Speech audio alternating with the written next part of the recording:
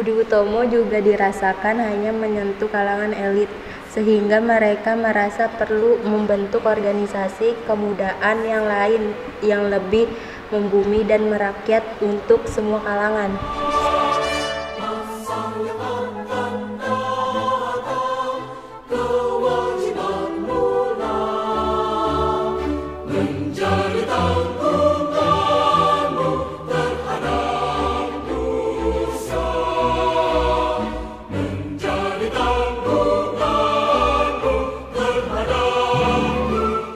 Sekarang kita berada di Museum Sumpah Pemuda. Pendirian Budi Utomo memberikan dampak yang sangat besar pada para pemuda untuk mendirikan organisasi-organisasi kepemudaan. Organisasi kepemudaan diantara lain ialah Jong Java, Jong Ambon, dan lain sebagainya.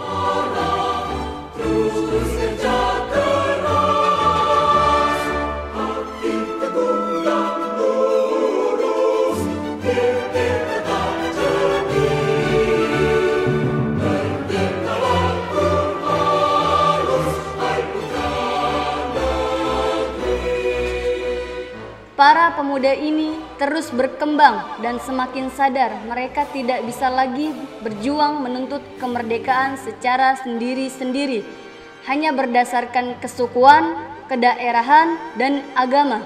Mereka harus bersatu dan mampu melahirkan pergerakan kebangsaan yang lebih padu. Semua demi untuk tujuan bersama kemerdekaan Indonesia.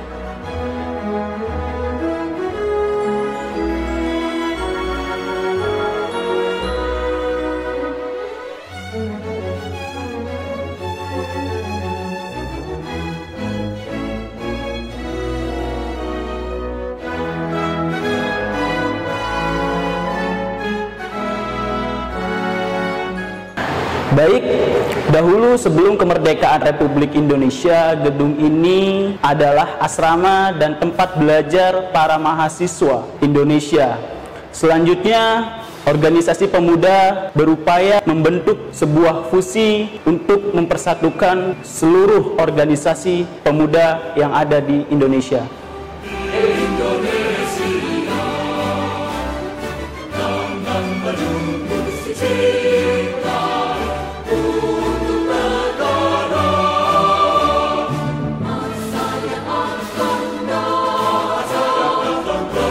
Kongres Pemuda yang kedua diadakan pada bulan Oktober 1928. Sugondo Joyo Puspito selaku Ketua PPPI terpilih sebagai Ketua Kongres. Kongres dilaksanakan di gedung yang berbeda dan dibagi dalam 3 kali rapat. Pertama yang diadakan pada tanggal 27 Oktober 1928 di Gedung Katolik Jongenlingenbon atau disingkat KJB. Lapangan Banteng. Rapat kedua diadakan pada tanggal 28 Oktober di Gedung OS Japa Bioskop. Rapat yang ketiga diadakan pada tanggal 28 Oktober di Indosize Klub Gebo atau tepatnya di sini di Keramat Raya.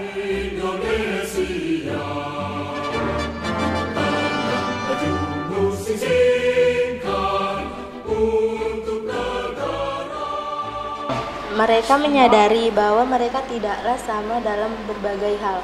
Mereka menyadari masing-masing berbeda dan beragam pikiran, tetap dengan tujuan sama. Mereka perlu bersatu dan merelakan perbedaan untuk melebur menjadi sebuah bangsa yang satu, bertanah air satu, dan berbahasa satu. Tanpa persatuan Indonesia, mustahil kemerdekaan bisa diraih.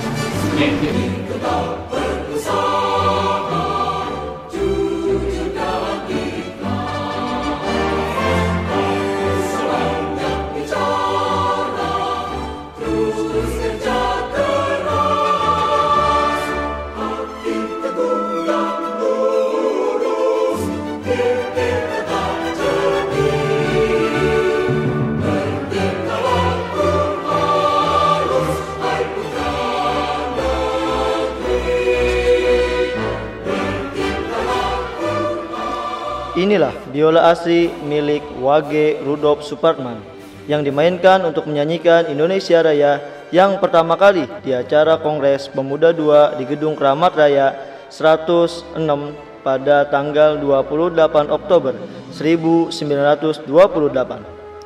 Gesekan biola ini bagai membakar semangat para anggota Kongres dan seakan-akan menyatukan hati dan tekad mereka untuk merdeka sebagai bangsa Indonesia.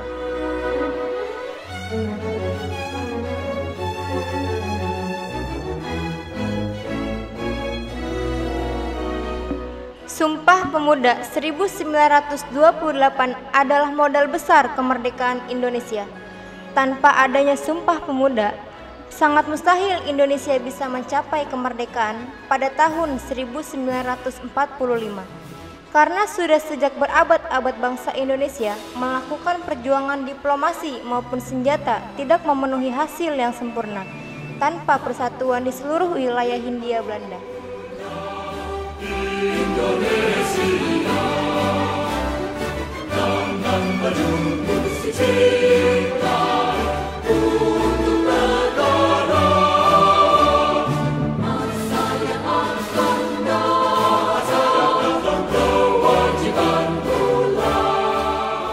Sejak VOC menginjakkan kaki di Nusantara, tidak berhenti berjuang mengusirnya, namun selalu gagal dan tidak memperoleh hasil yang diharapkan.